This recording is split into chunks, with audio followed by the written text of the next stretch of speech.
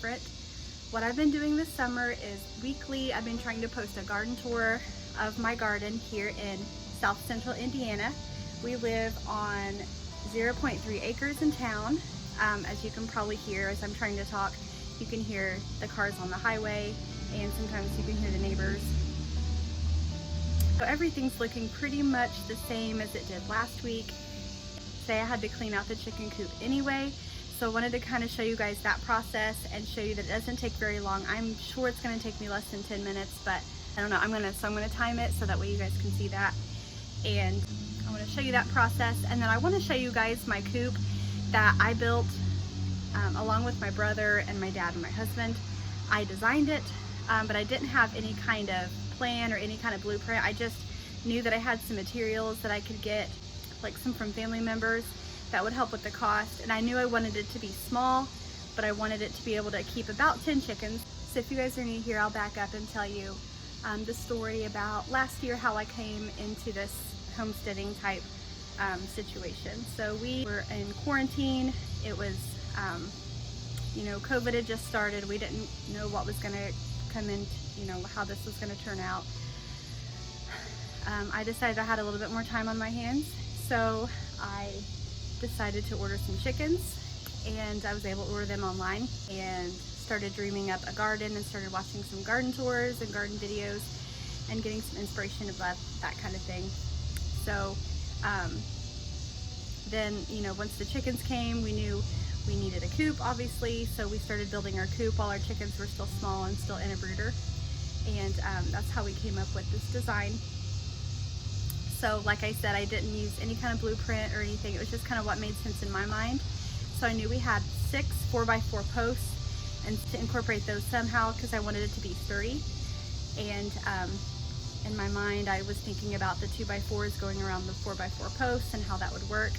And so that's how we did that. So we made a 4x8 coop, and it's up off the ground. It's easy to clean, so I want to show you guys that. So please enjoy this video of me cleaning out my chicken coop, and then kind of showing you around and showing you how we made it. And I've got some old photos of the building process that I will put in the video as we go to kind of show you guys, maybe help you out a little bit with how it was structured and how it was planned and that kind of thing. In my chicken coop, I use pine shavings. That's just something that I've always used, and to some people that's controversial because they say it's not good for chickens. But we have a really well ventilated coop, and I'm able to open up the doors and really let it air out quite a bit. We haven't had any issues since I started doing this. It really keeps down on the smell, stays really clean, helps it stay really dry. So that's why we like to use that. One bag of pine shavings from our local farm store is only about $4 or $5, and it only takes about a half of one each time. I don't have to replace all of the shavings every time I clean it out, you know, but even if I replace all the shavings at one time from our coop, it only uses a half a bag. So as you can see, it's really inexpensive to do it that way. There's a lot of other things you can use. Some people use sand, some people use grass clippings or hay or straw, and you can find a lot of info about those different things online. There's pros and cons to all of those as far as affordability, sanitation and smell, and you know, accessibility and that kind of thing. Whatever works best for us and whatever works best for you guys, that's what we use. So as far as how often should you clean your coop out, I clean it out as needed, and the way I know that it needs cleaned out is if there's a smell, if we've had a lot of rain and it's wet, then I'll clean it out more often. I would say as a general rule, I don't need to clean it out more than once a month. I think once a month is overkill for the most part, but you know, of course, if we get a heavy rain that's blown into the coop, I'll need to clean it out sooner. I've gone as long as a couple of months without cleaning it out. And some people, you can read a lot of different articles online. Some people use a deep litter method, and they only clean their coops out once a year, twice a year, something like that. And I think, you know, that's great, and that may be something that we incorporate sometime. But right now, honestly, it's just so easy to just replace our shavings once a month or as needed. And I haven't seen a need to do that deep litter method yet. That's something I might try in the future. So let me know in the comments down below. Do you have chickens? Are you thinking about getting chickens? If you do have chickens, let me know what works best for you. Do you do deep litter method? Do you clean it out, you know, every so often? I've even heard people clean out their coop every single day. It's just whatever you're comfortable with, whatever works best for you and your climate and your situation.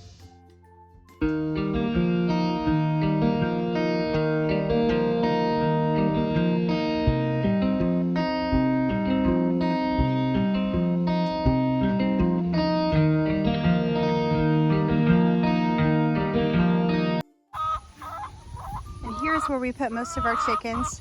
We like to try to get them outside to eat some grass, at least most days of the week. So we've got them in here so that we don't have so many of them in our way. And I know there's still a couple chickens in here that were laying eggs. I don't know if they're done yet or not. Hey girls. Hello. I'm gonna clean out your coop. So as you can see, it's not too bad over here, droppings wise, but over here where they roost, it's pretty bad. There's not a smell. It's not terrible, but I'm just gonna go ahead and clean it out today because I have time. It's not too hot outside, and I'm just gonna go ahead and get it done while I have time.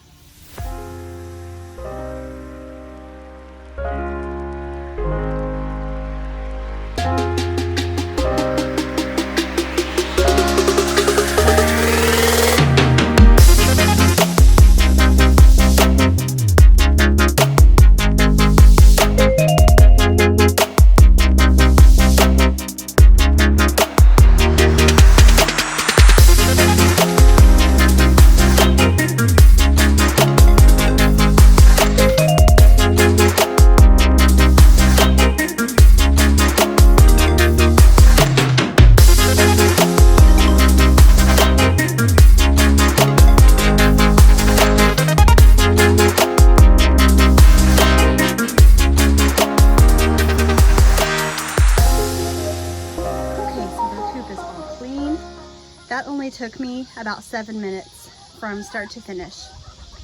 So as you can see, it's really easy. It's really doable, especially if you're busy.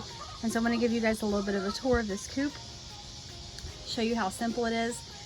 First I'll show you that here are the 4x4 posts. It's raised up about 3 feet off the ground, and I just did this because I thought, first of all, it would give us more room on the bottom.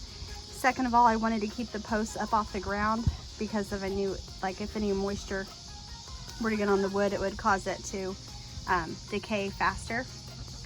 So I set them up on these concrete blocks just to keep them off the ground even more. I did read that having your coop up off the floor does help with predators like snakes and rats that can burrow into it. So I just used some plywood that we painted, so that's what's on the bottom here. And then 2x4s making the frame. And then we have the roof on just a little bit of a slant here. Not a lot, just a little bit. And then in the cracks for ventilation, we put some, I think it's 1/4 inch hardware cloth. That's supposed to be good to keep out predators. Because I know it's also really important to have ventilation, and we have that, as you can see. We have it on the other side as well. The roosts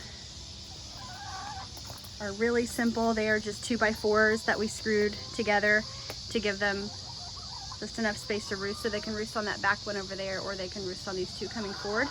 I also wanted to make it easy for us to take it apart if we needed to clean it. So all we have to do is take the screws out. But so far I've been able to clean around them, and it's not been an issue, so I haven't had to take it apart yet. As far as nesting boxes, I know like on a lot of chicken groups that I'm on, there's a lot of questions about nesting boxes. And I had plans to make some nesting boxes or to use some milk crates or something like that. But all I did was find this shelf on the side of the road, and I put it in here, and I thought I would see if they used it. And this is what they use for a nesting box. So it's just a shelf turned on its side, just enough to give them some security and to feel safe.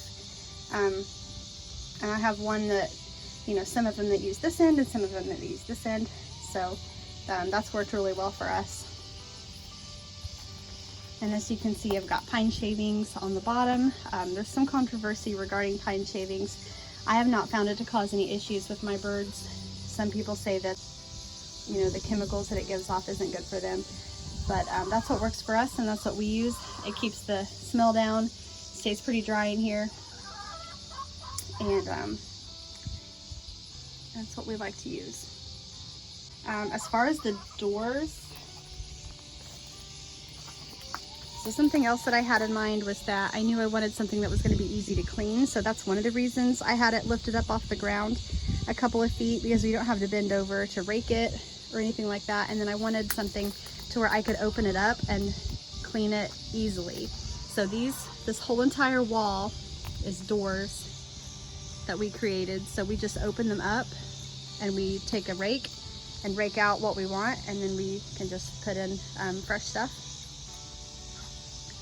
And so that's how we did that.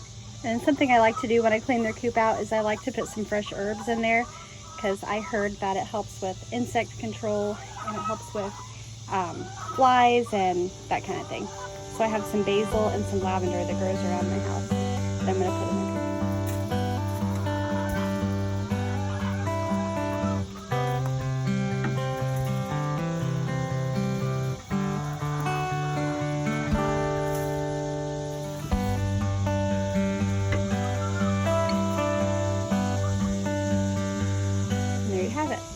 My chicken coop tour, and you guys got to see how I clean it out and the kind of things that I use. It only takes about 7 minutes, and then I just took the old bedding and I put it in my compost pile. So I'll let that sit for at least 6 months before I use it on my garden again. So what my plan is for this fall is that we're gonna let the chickens come into the garden and scratch up all the weeds, all the veggies and the roots and things that we didn't use, and kind of help us till it up a little bit, and then spread on the compost and chicken manure and things like that, and then covered up with a tarp over the winter and up until early spring, so that the weeds don't come back as easily. And that's what we did last year, and that made planting really easy.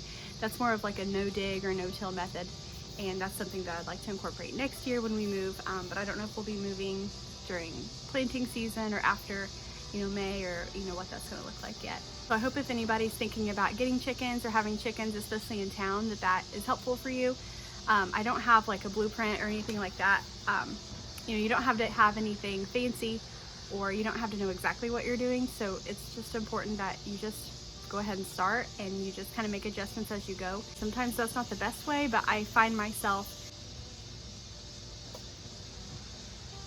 with a really big fly. I think a lot of people might say that that's not the best way to do things, but I find myself being a perfectionist at times, and a lot of times I'm afraid to even start something if I know it's not going to be perfect. So that's why I think it's totally fine to just have an idea in your head and have a starting point and just get started, because a lot of times that's the hardest part, and then just adjust as you go.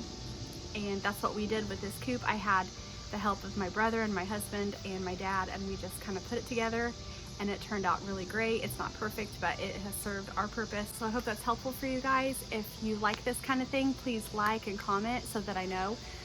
Please don't forget to subscribe. That would really help me out a lot. I'd love to get to 100 subscribers. So we've been stuck around this 57 mark. So if you subscribe, put a comment down below and let me know that you subscribed, and I would be so thankful, because I want to know that you guys like this kind of thing, and I want to keep making additional videos. I think it's going to be a lot easier for me to make videos when we get moved out into the country, because right now I'm working around traffic,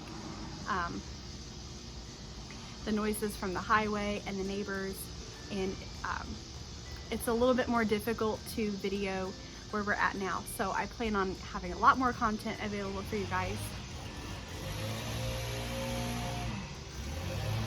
See? Just in time. I plan on having a lot more content for you guys when we get moved out, but for now, this is what we have. So thanks for joining me, guys, and I hope you guys have a great week.